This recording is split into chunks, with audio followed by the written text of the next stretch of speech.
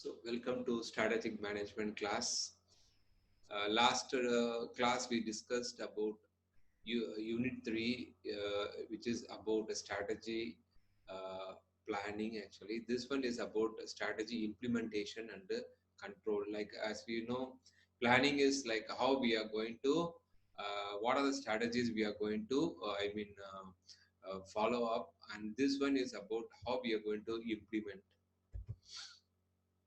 The topic covered in this implementation chapters are organizational structures, establishing SBU, profit centers, and product or services, then market segment for customers and leadership and behavioral changes. In this video, we discuss about organizational structure because when organization come up with the new strategies are followed by a new structure. So what is strategy implementation? It is a sum of total of activities and choices required for execution of strategic plan. And it is a process by which strategies which are planned is really put into actions. And this is done through budget for the implementing the strategy programs and procedures. That is a SOP, standard operating procedures. So here in implementation, here when it comes to functional strategies, certain things need to be finalized, like who is going to implement it, who are the people involved, right from the top management, what is the part, middle level managers, and then real people who are implementing are the people at the bottom level. So who, what they will be doing, okay, how they are going to go about in implementing the strategy, that is SOP, and when it will happens like a step by step. So when is the timeline? So all these things will be finalized while doing the strategy implementation. So first we see what might be problem arising during the time of implementation. The first one is slower implementation, that delays, okay, in implementation against the planning. So there may be delay, a lagging of in course of implementation, unanticipated major problems. So problems in the organization due to lack of resources, not preparation of the staff members may be a reason in problem in implementation. Ineffective coordination of activities. There is no coordination among people who are implementing the activity, who are really doing the work. There is some lack of coordination, competing activities and crises that distract attention. So there may be some internal crisis in the organization, maybe some problem in the day-to-day operations. Competitive activities, maybe the competitors are creating some problems. Then insufficient capabilities of the involved staff. Insufficient, the staffs are not capable, okay, to implement the strategy. Capability is a combination of skill knowledge and attitude. Skill is like operation of the machineries or computer or software. Those kind of things comes under skill. Knowledge is the how they work, perform the work performance. That is knowledge. They should have the right skill, knowledge, and attitude to implement the job or work. Then inadequate training. So you can relate the training with the capability. So a proper training on the areas where skills are required, where knowledge are required, and even attitude training can improve. Okay, otherwise it will be a problem. Then uncontrollable external environment. Sometimes the situation which is posing threat from the outside, like the current scenario, COVID-19 crisis, can also create a problem in implementation. Inadequate leadership and direction by departmental managers. So the managers, they should not only act as a manager, they should also be a good leader. So there may not be a good leadership. So what happens, there is no proper direction for the staff working under a manager or supervisor. So poor definition of key implementation tasks and activities. So what happens? There is no proper work procedures. Okay, so that is because of that it is lagging. Inadequate monitoring of activities by the information system. So what happens? They have to, the managers or supervisors, through a proper system, they have to monitor the work progress. So otherwise it will create a problem in implementing the strategy. So who implements? Actually the whole management team.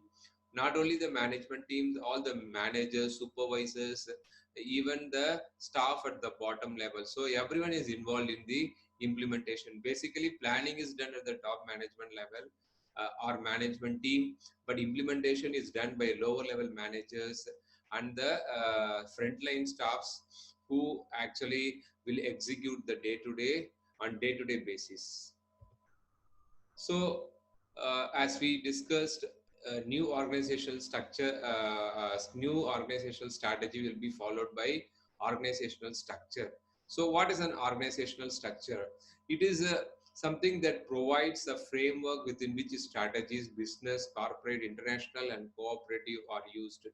No one structure is the best for all organizations. Structure is something like this, which is given in this picture, like flow of command and flow of information, like a manager or a managing director, then manager, then supervisor, something like that. That is called basically a structure. So the choice of structure and control should support the strategic goal of the firm. So there are a few structure we will be discussing in this. The structure should support the strategy. So that management should change the structure or select a structure which will be suitable for the strategy they have planned. Effective structure, strategic leadership means selecting the appropriate structure. So research suggests that the performance of the staff will decline if they have not matched the strategy with the right structure. So organizational structures, okay. So the structure differs depending upon the size and complexity of the work.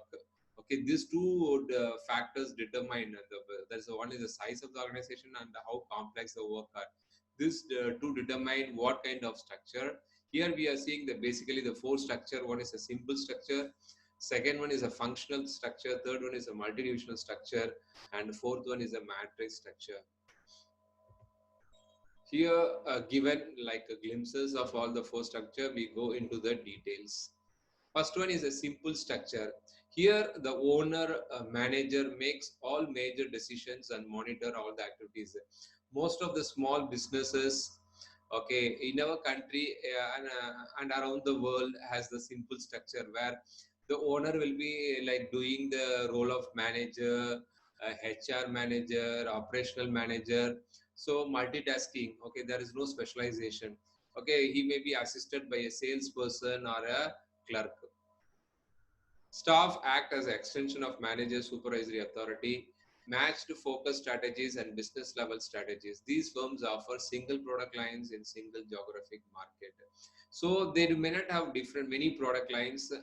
They may only have one product line. Product line means product offered to the customer and that related product. Say for instance, a company is like selling what do you say a pencil. So product line means things related to pencil like a pen, eraser, different types of pencil. So all these things are the product line. So and in a single, usually these kind of simple structure are suitable for a company which has one single product line and a single geographic market. Single geographic market means that particular company is only having a market. I mean the customers in only a particular geographic location. It may be in a one area, it may be in one town or one city. So those kind of things, for those kind of business, this one is suitable. So few rules are there. Limited task specialization because everyone has to do multitasking. Basic technology system, they don't have any sophisticated systems. With the size comes complexity and managerial and structural challenges. Firms tends to move from a simple to functional structure. So this is an sample for a simple structure where owner acts as a manager Under him, you'll have salesperson and cashier. So next one, we go to the functional structure. As we discussed in the earlier one, as the organization grows bigger and bigger, the complexity of works become, I mean, very intense. So bigger the organization, I mean, complex the work. So for that, functional structure will be more suitable. So here, CEO and limited corporate staff make all the decisions. They form the top management. Functional line managers are in dominant organizational areas. The functional managers like include like a marketing manager, a HR manager, accounting, engineering, R&D. So these are the people who are specialized in the particular area. So within functional specialization result in active knowledge sharing within each area. So they will be assembled in a one area. People who are working in a like HR, they'll be working in a HR only with all the people. They share the knowledge related to that particular aspect. So between impedance communications and coordination among the different functional areas. So what happens? This may become a hindrance to the people with the different department, because as these HR, say for instance, they work together, they may have lack of communication with the other department. So functional structure facilitates career path and professional developments in specialized functional areas. So what happens? People who are like graduates, especially are professionals in a particular field, they have opportunity in the companies which have a functional structure. Say if a particular graduate is in the area of accountancy, so they will have a job opportunity in a business organization where they have a functional structure in a what do you say, accounts department or finance department. It causes functional area managers to focus on local versus overall company strategy issues. It supports, implements business level strategies and some corporate level strategies. As we have seen earlier, the planning of strategies and the implementation of strategies starts from the corporate level, then it goes to the business level, then it go to the department level with low levels of diversification. So when it go to the departmental level, there will be less diversification. Diversification, as you know, like the company business is diversifying, means it is going to launch a completely new product which is not related to the current product. Okay, that is called a diversification. And they are, even the market to whom the customer to whom they are going to sell is completely different from the current customers. So diversification means a new market and a new product. When changing from a simple to functional structure, need to focus on and avoid value destroying bureaucratic procedures. So when companies are going from a simple to functional, they have to ensure that they are not, spoiling the bureaucratic procedure, the values, by including the bureaucratic procedure means when they become more bigger, the rules will become complex. So because of this, what happens? There may be the basic value or core value of the department may get spoiled, so that they have to avoid. So this is an sample of a functional structure where we see president. Under the president, usually corporation, the head is called will be called president. They have R&D manager, finance manager. So under R&D, they have their own team of people. Under finance, again, they have own team, marketing and the manufacturing managers. Then we see a multidivisional structure. Operating division each represents a separate business or profit centers.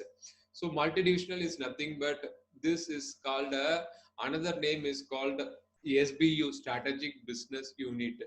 Top corporate officers delegate responsibilities for day-to-day operations and business unit strategies to division managers. So what happens?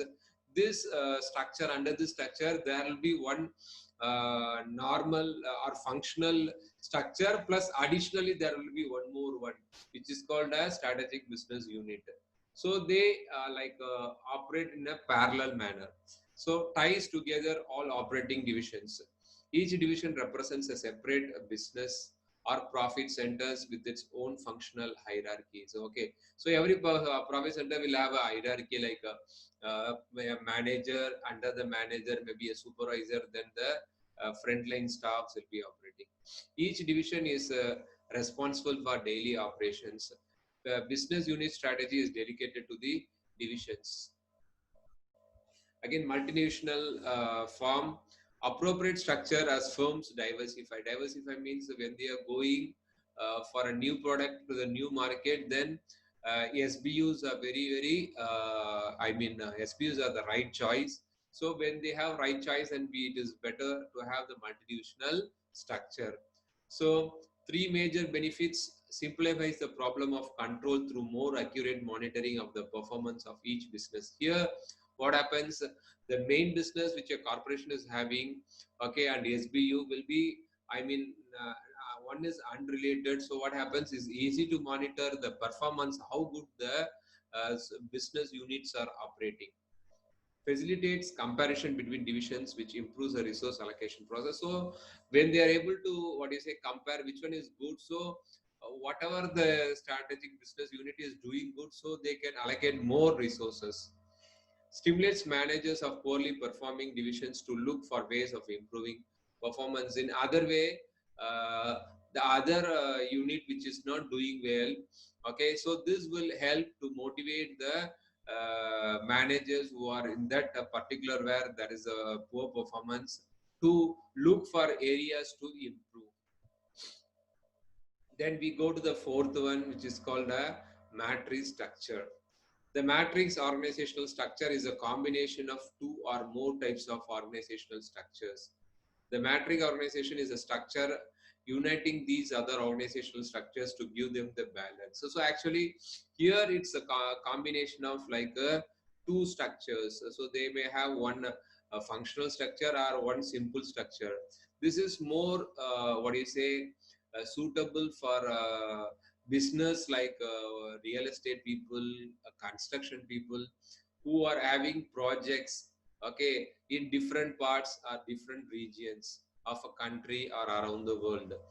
So usually there are two chains of commands where project team members have two bosses or managers. So the chain of command means the boss who is giving instruction for a subordinate to do the work. That is a chain of command. So chain of command means like the president will give to the manager, the the operation manager will give the head of the department will give the supervisor. So this is called chain of command.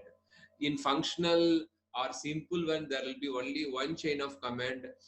Here there may be more than one, that is a two chain of command. One is maybe from the top management, okay, maybe a president or a vice president, other maybe a project manager. So here the staff may have two chain of command. In matrix structure, individuals work across teams and projects as well as within their own department of function. For example, a project or task team established to develop a new product might include engineers and design specialists as well as those with the marketing, financial, personal, and production skills. Say a company who is in real estate, they have a project, say they are operating in the southern part of India, they have a project in northern part. So what happens? They simply send one group of people to go and work there. That group of people may include relevant engineers like a civil engineer, a electrical engineer, and then maybe a person from finance, a person from HR, accounting, marketing. So a group of persons are picked up from the organizational structure. They form a team, they go there and work on the project. And when the project completes, they come back and join back in the same organization. So this is how the matrix structure works. Okay, here we can see a classic sample of a matrix structure. Here we have CEO, under them the different department head and the staff under them. Here we can see a manager of project managers, a manager who is in charge of all the project. Then under him there will be a separate project. Okay, so what happens when a new project comes? So one of the project manager is picked up and he will take staff from these departments all the finance marketing information who is suitable for the particular project, and then they make up a team and they form one structure. So this kind of things will become is called a matrix structure. So strategy and structure, the right structure. No one organization structure, simple, functional, or multidimensional, is inherently superior to others. The firm must select a structure that is right for the chosen strategy. So there is no such thing called simple is better, functional is better, matrix is better. So no such thing. Actually, depending upon the size of the organization and then the complex work, it again these things depend upon the strategy the company is planning. So what happens accordingly, they have to select the structure. So managers develop proper matches between the strategies and organization structures rather than searching for optimal structure. So there is no ideal one. So the structure has to follow the strategy the company or the business has planned. So when they do the structuring, they do something called a restructuring. So what is a restructuring? It is reducing the size of an organization. Also called, there are different types of restructuring. First one is a downsizing. Downsizing means they are reducing the number of people. Maybe for the new strategy, not many people are required, or there may be more automation. So machines will replace the people. Right sizing means it may go up or it may go down. Okay, the number of people. They change the number according to the new strategy. Delayering means like one, like it will be like a pyramid. Then they will cut that into like different layers. So that is a, so all this comes under the restructuring. These methods involve respectively reducing the number of employees, number of divisions, and number of hierarchical levels. So it will be more decentralized. Decentralized in sense, in a typical traditional organization, the command or the information will come from the top manager, then it goes. But in new matrix structures or in a new kind of organizational structures, now it's this hierarchical structure is getting more flat. Reducing the size of an organization is intended to improve its efficiency, effectiveness. So this is done taking into consideration the welfare of the organization to improve the efficiency and the effectiveness of the organization. So that's all for today's class. Thank you.